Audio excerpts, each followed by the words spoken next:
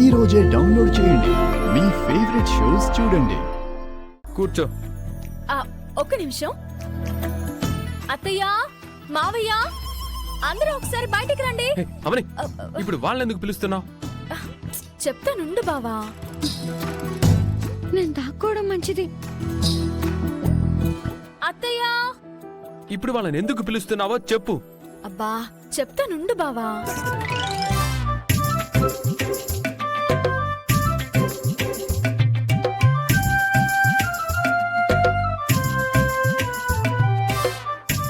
మా ఆయన నాకు చీర కొనిపెడతానని అన్నాడు. అందుకే ఇద్దరు షాపింగ్ మాల్ కి వెళ్తున్నాం.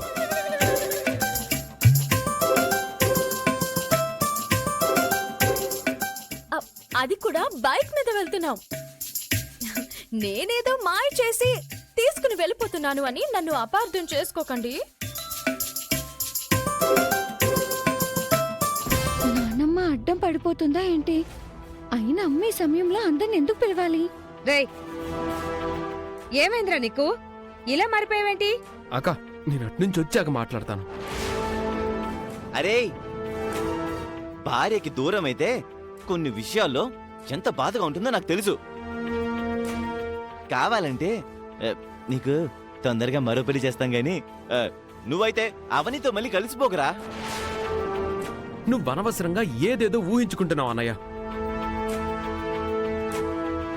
అలాంటప్పుడు దాంతో వెళ్ళడం ఎందుకురా? నువ్వు లోపలికి రా. అమ్మా, తర్వాత వచ్చి మాట్లాడతాను. అవని, నువ్వు బండెక్కమ్మా. హా, ఆ, మ్మ్.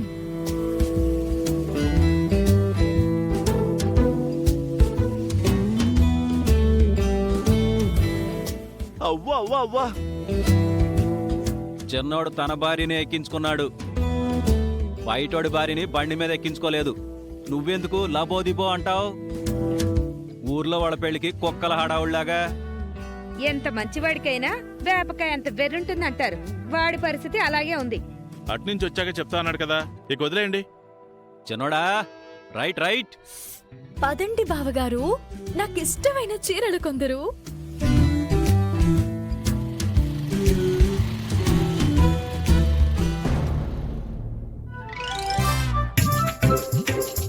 ఇదేందయ్యా ఇది? ఇది నేను ఊహించలా. బాబాయ్ పిన్ని వైపు సన్ఫ్లవర్ లో అలా తిరిగిపోయాడేంటి?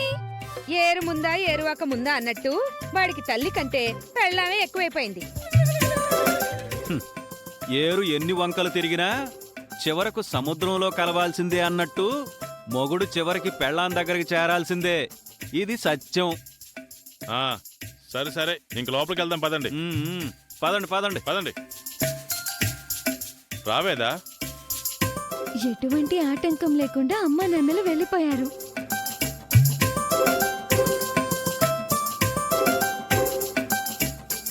అమ్మా, ఆ అవని కాన్సెప్ట్ నీకు అర్థమైందమ్మా?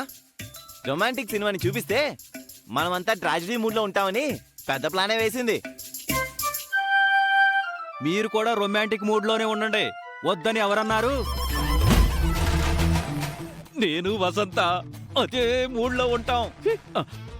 మావయ్య, అత్తయ్యలు కూడా ఫ్లాష్ బ్యాక్ లోకి వెళ్ళిపోయి అలనాటి మధుర జ్ఞాపకాలను గుర్తు చేసుకుంటూ ఉంటారు. మావయ్య ఏమో అక్కినేని గారిలాగా, అత్తయ్య ఏమో వాణిశ్రీ గారిలాగా కాసేపు ఫీల్ అయిపోతారు. బాగుంటుంది, చాలా చాలా బాగుంటుంది. ఏం వసంత? నీ బొంద బాగుంటుంది. ఎప్పుడేం మాట్లాడాలో కూడా తెలియదు నీకు. పాత సామా అబ్బా చచ్చాన్రో. అక్క, పాత సామాన్లు అంటే ఏదో అరవబోయాడంటక్క. ఆ, ఆ, ఆ, ఆ, అది అది పాత సాంగ్స్ అనబోయి ఆగిపోయాడు అంతే. ఏమే, ఎక్కడ పనాదూర్లు తిరుగుతున్నావు? బయటికి వెళ్ళానంతే. నిజం చెప్పవే, ఇంతసేపు నువ్వు అవని ఇంట్లో దొంగల దాక్కున్నావు కదా? అత్తయ్య, శ్రీకర్ అవనిని షాపింగ్ తీసుకొని వెళ్లడంలో ప్రధాన పాత్ర ఎవరిదో తెలుసా? ఈ అర్చనది. దానికేం సంబంధం? ప్రతి విషయంలోనూ అర్చనను ఎందుకు లాక్కొస్తావమ్మా? గదిలో అర్చన శ్రీకర్ని రెచ్చగొట్టడం నేను చూశాను మామయ్య. ఏంటి సార్ పొద్దు పొద్దున్నే డబ్బులు లెక్క పెట్టుకుంటున్నారు? నేను సంపాదించిన డబ్బమ్మా. మొదటి నెల జీతం అనుకో.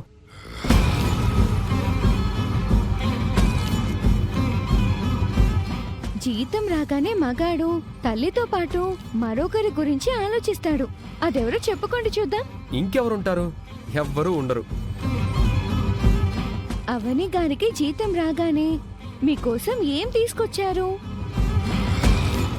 ఇప్పుడు మీకు జీతం వచ్చింది కాబట్టి మీరు కూడా ఏదైనా కొని పెడితే చెల్లుకి చెల్లైపోతుంది.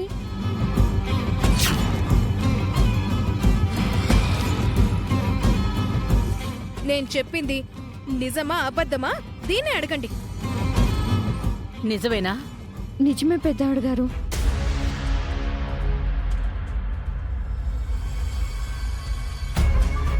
ఇంటి విషయాలు నీకెందుకు? శ్రీకర్ని అలా ఎందుకు పంపించావు? నీకేం అవసరం? వాళ్ళిద్దరి మధ్య నువ్వెందుకు మధ్యవర్తిత్వం నడిపిస్తున్నావే? ముంగీసు మొహం వేసుకుని అలా చూస్తున్నావేంటి? చెప్పు. చెప్తా చెప్పకుండా తప్పించుకోవాల్సిన అవసరం నాకు లేదు. ఎందుకంటే నేనేం తప్పుడు పని చేయలేదు. అవునా? కాస్త వివరించమ్మా.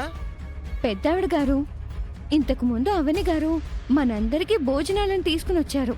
భోజనానికి బదులుగా మీరు డబ్బులను తిరిగిచ్చేశారు.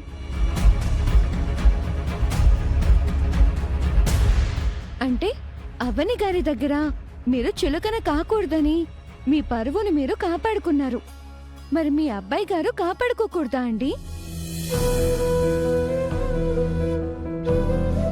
అవని గారు ప్యాంటు షర్టు ఇచ్చారు. ఇప్పుడు అవని గారికి శారీ కొనిపెట్టేశారనుకోండి, లెక్క సరిపోతుంది. మీరేమంటారు రాజుగారు? భలే పాయింట్ మాట్లాడావమ్మా. నువ్వు అన్న దాంట్లో తప్పేం లేదు. ఇప్పుడు చెప్పండి పెద్దవాడు గారు, నేను చేసింది తప్పా?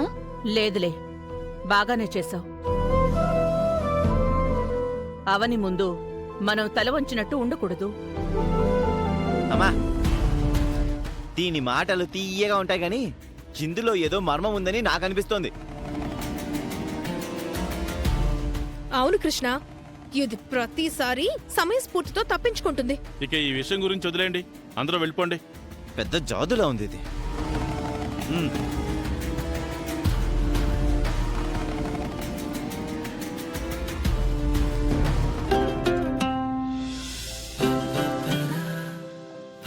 హే చైతి, అయ్యో రామా, ఎక్కడైనా స్పీడ్ బ్రేకర్ వస్తే పడిపోతానండి. అసలే నేను మా ఆయనకు ఒక్కతే భార్యను. మా ఆయన గారు ఇంతవరకు ఎంచక్క కార్లో తిప్పుతుండేవారు. బైక్ మీద తక్కువ సందర్భాల్లో తీసుకుని వెళ్లేవారు. అందుకే బైక్ మీద పెద్దగా అలవాట్లేదు.